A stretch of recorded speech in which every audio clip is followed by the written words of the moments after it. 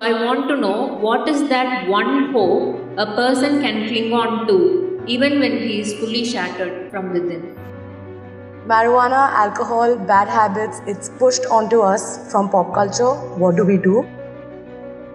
We still lack that feeling of belonging to somebody. How should we deal with that discontent and loneliness? We come across crossroads where we are compelled to choose between two options. When I'm at such a stage, what should I be doing?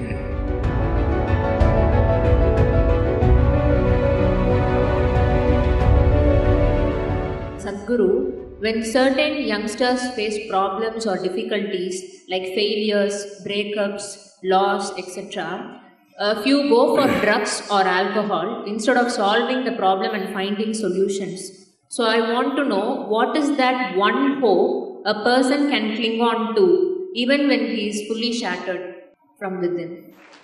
Oh, so many broken hearts here who are clapping their hands.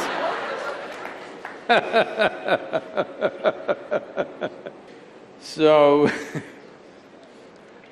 when he is fully shattered, what can he do? The question is, do you want to allow yourself to be fully shattered? That's a question. And many things that don't work out in your early life, you will see later on, it is a great blessing. There are many ways to look at this. Let me tell you this. This happened in 1941. This is just when the Nazi movement was building up in Germany and in some parts of Europe.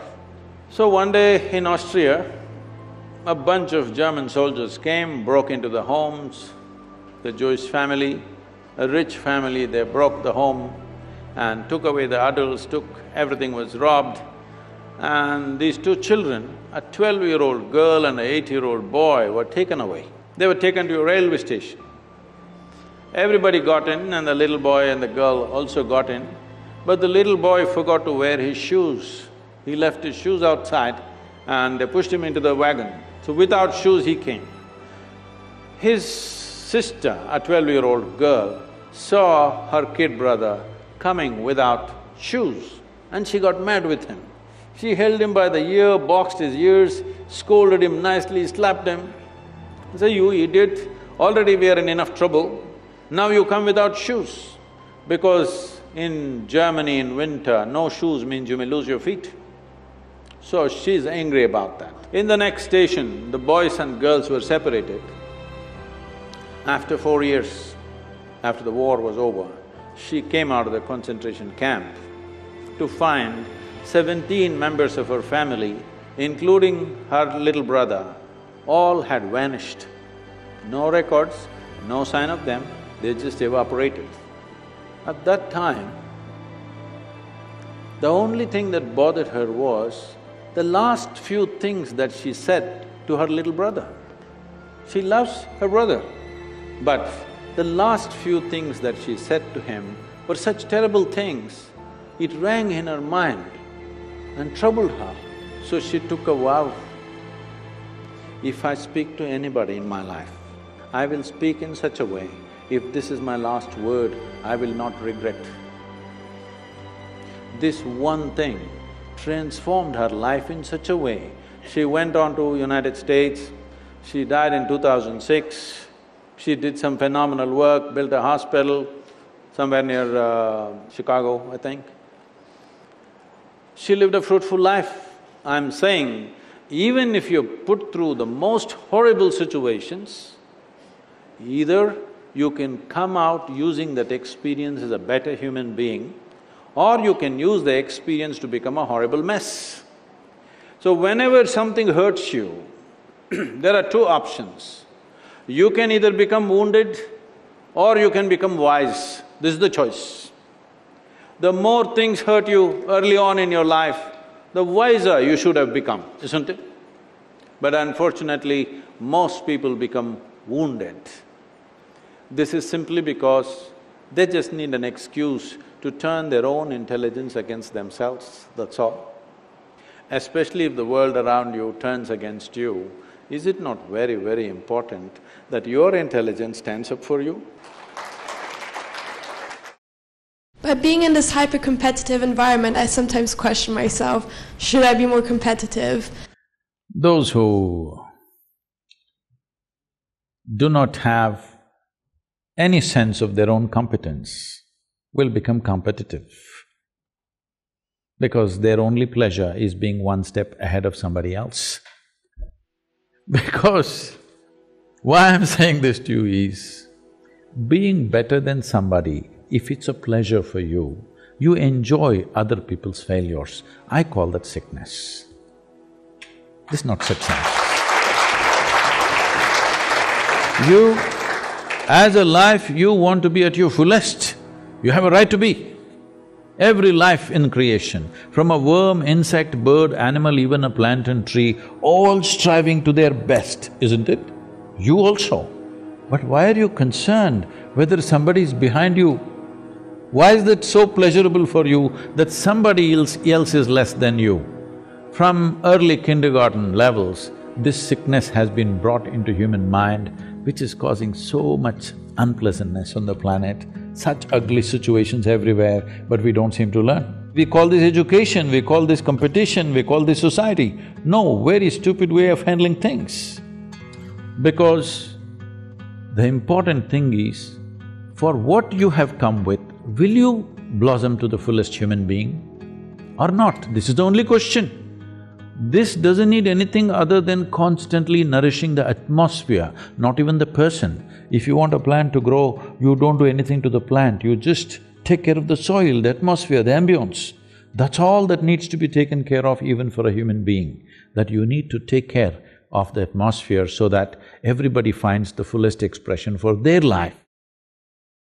This is the most common thing amongst us, young people. Marijuana, alcohol, bad habits, it's pushed onto us from pop culture. What do we do? This question is everywhere. Youth in India are asking me all the time, Sadhguru, you have influence in the government, why don't you make marijuana legal for us? I said, why marijuana? I'll make cocaine also legal. You want meth? We'll make that also legal. What's the problem? The problem is just this. So I asked them, say, let me take you, I'm a licensed pilot. So, not me, but we'll get another pilot for you. On a small plane, we'll take you on a nice ride. But the pilot comes smoked up. You want to fly? No, they don't say no, they say, because they think by smoking they're flying. Then I say, okay, you're not getting it. You need a major surgery. And the surgeon comes really smoked up. You want this surgery? Oh no. So you understand, it lowers your faculties. If you lower your faculties, your life gets lowered or high. Lowered. So never use the word high again. You say, I smoked and I'm low.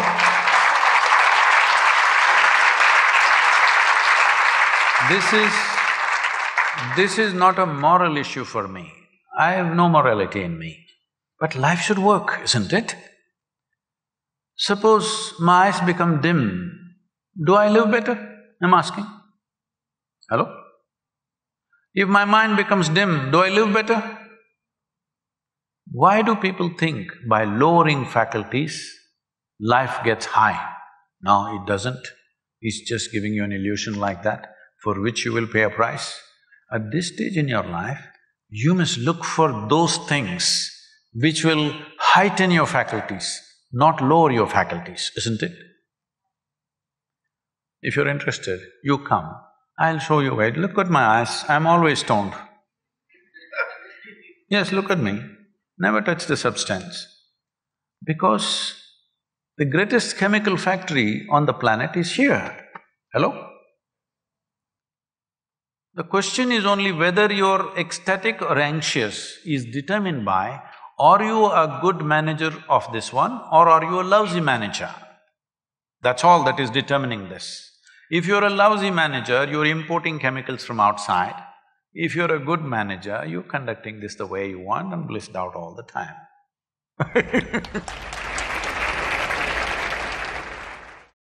Despite being surrounded by so many people, we still lack that feeling of belonging to somebody, being accepted by somebody, being loved by somebody. How should we deal with that discontent and loneliness? What you call as joy is one kind of chemistry, misery is another kind of chemistry, stress is one kind of chemistry, anxiety another kind of chemistry, agony one kind of chemistry, ecstasy another kind of chemistry. At least ecstasy, you know it's another kind of chemistry, I hear. So, your experience of life has a chemical basis to it. Right now, let's say you really blissed out like me. Do you care who is around, who is not around? If they're around, it's fantastic. They're gone, fantastic.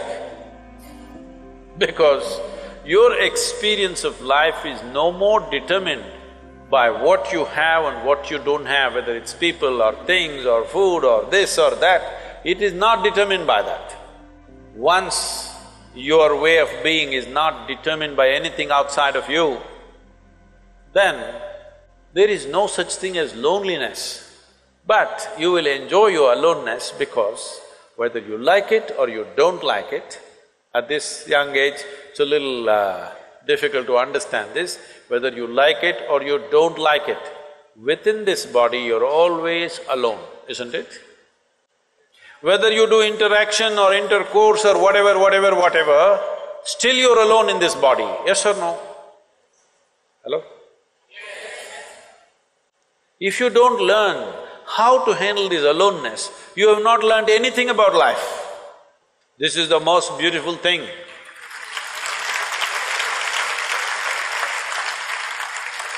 The most beautiful thing about life is, nobody can get here, it's just my space. Yes or no? Isn't this the most beautiful thing?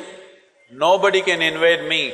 They can capture me, they can torture me, they can do so many things, but they cannot invade me because I have a space which is just my own. Isn't this the most wonderful aspect of your life? Don't suffer that. That is the most beautiful thing. Very often in lives, we come across crossroads where we are compelled to choose between two options which were equally pleasing. When I'm at such a stage, what should I be doing? See, we must understand this. People are always thinking, when it comes to education, career, choice of partners, marriage, at various points, what is the best thing to do? Let me tell you, there is no best thing to do in the world. Really, there's no best thing to do. Even if you take a very simple thing and put everything that you have into it, if you throw yourself into it, it could become a great thing. Is it the best thing? No. There is no best thing, because how do you decide what is best? What I'm doing is best or what you're doing is best? There's no such thing. Is spiritual process the best thing or chemical engineering the best thing? It'll be foolish even to ask that question, isn't it? It is just that if you throw your life into something, it can become a great thing. So don't look for best things because you'll waste your life always wondering what's the best thing. People come to me, they've been married for 35 years, have 3-4 children. Sadhguru, I don't know if I made the right choice. I said, well, it looks like you've not been thinking, you've been acting 4 children. So, till the end of your life, you can go on thinking, what is the best thing, what is the best thing? There is no best thing. Whatever we put our heart and soul into and do it, it's a great thing. It may be a simple thing in somebody else's eyes, but in our experience it's a great thing, and that's what we should do.